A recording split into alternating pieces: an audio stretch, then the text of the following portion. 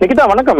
நிச்சயமாக தமிழகம் முழுவதும் உள்ள அரசு மற்றும் அரசு உதவி பெறும் பள்ளி வளாகங்களில் அனைத்து மதங்கள் சார்ந்த நிகழ்வுகள் மற்றும் விருந்துக்கு தமிழக அரசு தடை விதித்து ஒரு சுற்றறிக்கையை பிறப்பித்தது.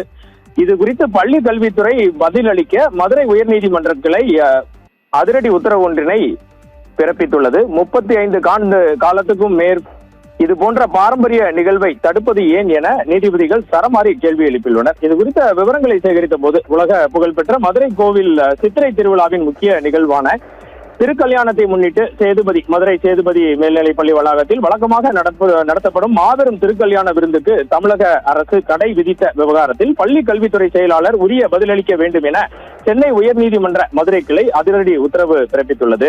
மதுரை சித்திரை திருவிழாவின் சிகர நிகழ்ச்சியான மதுரை கோவில் திருக்கல்யாணத்தன்று வெளியூர் மற்றும் உள்ளூரில் இருந்து வருகை தரும் லட்சக்கணக்கான பக்தர்களுக்கு அன்னதானம் மற்றும் திருக்கல்யாண விருந்து வழங்குவது வழக்கம்.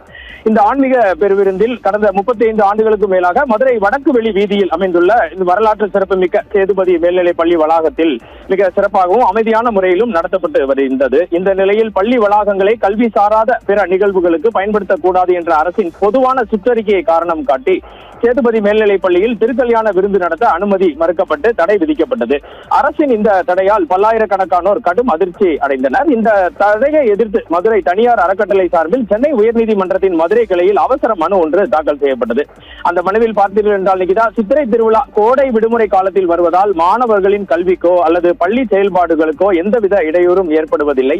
பல வருடங்களாக தொய்வின்றி அமைதியான முறையில் நடைபெறும் இது போன்ற ஆன்மீக விருந்திற்கு விதிக்கப்பட்ட தடையை நீக்க வேண்டும் என்று குறிப்பிடப்பட்டிருந்தது.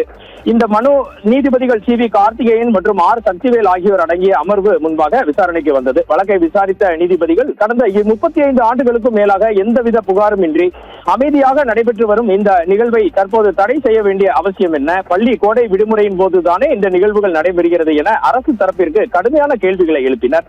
மேலும் இந்த விவகாரம் தொடர்பாக தமிழக பள்ளி கல்வித்துறை செயலாளர் உள்ளிட்ட அதிகாரிகள் உரிய விளக்கம் அளித்து பதில் மனு தாக்கல் செய்ய வேண்டும் என உத்தரவிட்டு நோட்டீஸ் பிறப்பித்த நீதிபதிகள் இந்த வழக்கின் அடுத்த கட்ட விசாரணையை வரும் அக்டோபர் 6ஆம் தேதிக்கு ஒத்திவைத்தனர். தமிழகம் முழுவதும் இதுபோன்ற பல்வேறு பாரம்பரிய நிகழ்வுகள் பல வருடங்களாக பள்ளி வளாகங்களில் பல்வேறு மதத்தினரால் நடைபெற்று வருகின்றன. குறிப்பாக திருநெல்வேலி உள்ளிட்ட பல்வேறு மாவட்டங்களில் அனைத்து மதத்தினரும் பள்ளி வளாகங்களில் தங்களது பாரம்பரிய மற்றும் நிகழ்வுகளை எந்தவித பிரச்சனையும் இன்றி நடத்தி வந்தனர். அதற்கு முறையாக பள்ளி நிர்வாகத்தினரிடமிருந்து அனுமதியும் வாங்கப்பட்டு வந்தது. இந்த நிலையில் தமிழக அரசு சமீபத்தில் பிறப்பித்த பொதுவான இந்த சுற்றறிக்கையின் அடிப்படையில் பல்வேறு இடங்களில் பாரம்பரிய நிகழ்வுகளுக்கு தொடர்ந்து அனுமதி மறுக்கப்பட்டு வருவது பொதுமக்களிடையே பெரும் அதிருப்தியை ஏற்படுத்தியுள்ளது. இந்த சுற்றறிக்கை வந்த பிறகு மாவட்டத்தின் பள்ளி கல்வி உயர் அதிகாரி அல்லது மாவட்ட ஆட்சியர், காவல்துறை ஆகியோரிடம் அனுமதி வாங்க வேண்டும் என்ற புதிய வாய்மொழி உத்தரவு வழங்கப்பட்டு வருகிறது. நீதிமன்றத்தின் இந்த உத்தரவை தொடர்ந்து வரும் அக்டோபர் 6ஆம் தேதி தமிழக அரசு நீதிமன்றத்தில் என்ன விளக்கம் அளிக்கப் போகிறது என்ற எதிர்பார்ப்பு அனைத்து தரப்பினரிடையேயும் எழுந்துள்ளது. நிகிதா, இதுவே தற்போது இருக்கும் நிலவரம். நிகிதா.